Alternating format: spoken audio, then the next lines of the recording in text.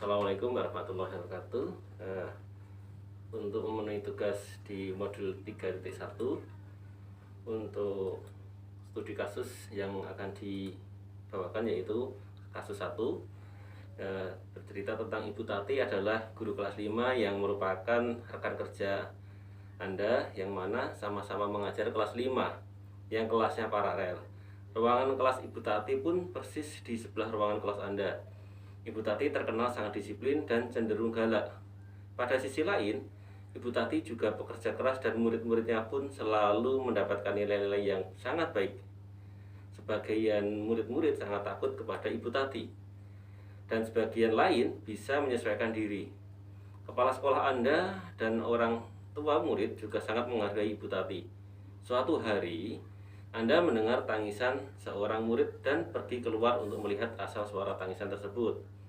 Anda melihat seorang murid perempuan kelas 5 sedang berlutut di atas bebatuan sekolah yang sangat panas hari itu, menghadap di depan pintu kelas Ibu Tati.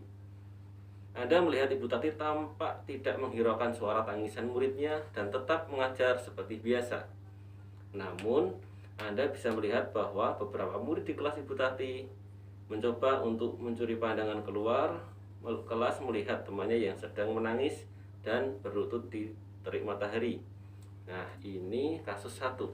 Kemudian saya akan mewawancarai salah satu teman atau guru yang mungkin kalau menghadapi kasus tersebut apa yang dia harus dilakukan. Ya, saya menanyakan kepada Ibu Tri Yuniarti, kebetulan mengajar di kelas 4. Ya, mungkin saya akan menanyakan atau mewawancarai mengenai kasus 1 tersebut.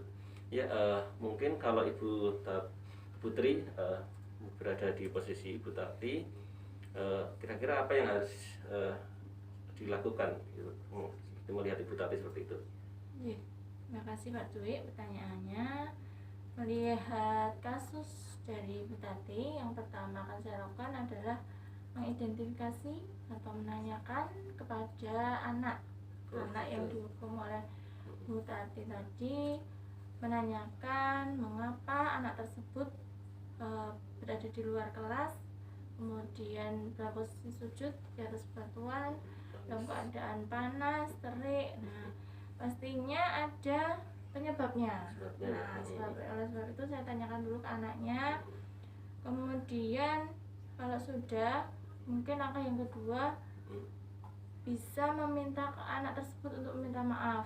Bu Tati menyarankan kepada anak tersebut untuk meminta maaf ke Bu Tati, mungkin atas tingkah laku atau perbuatan anak tersebut yang mungkin memang tidak sesuai dengan peraturan sekolah, atau mungkin dia tidak tertib atau melanggar, atau tadi penyebabnya apa itu bisa.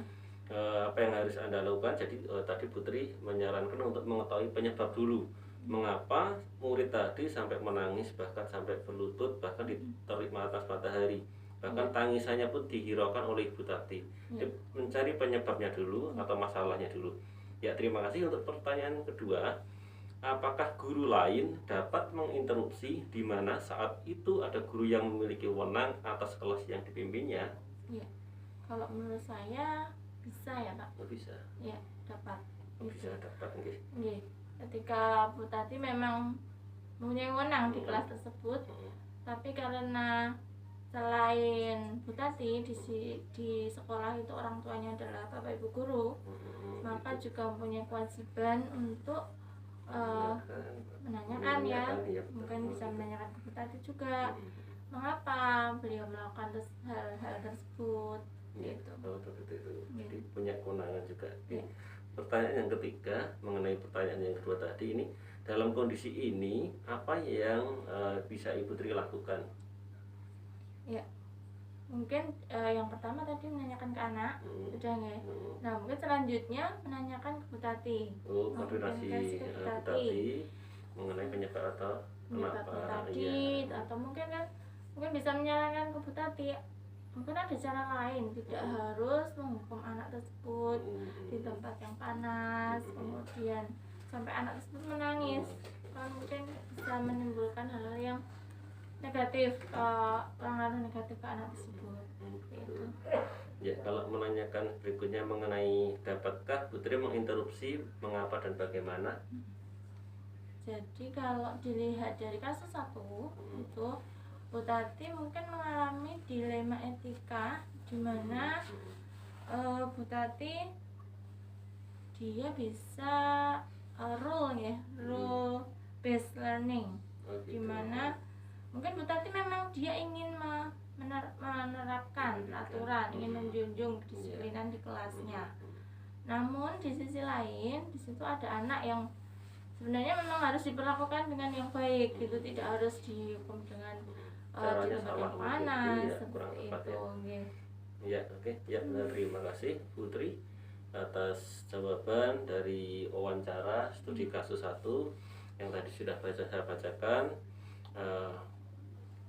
Sekali lagi saya ucapkan terima kasih ini untuk memenuhi tugas wawancara di modul 3.1. Terima kasih.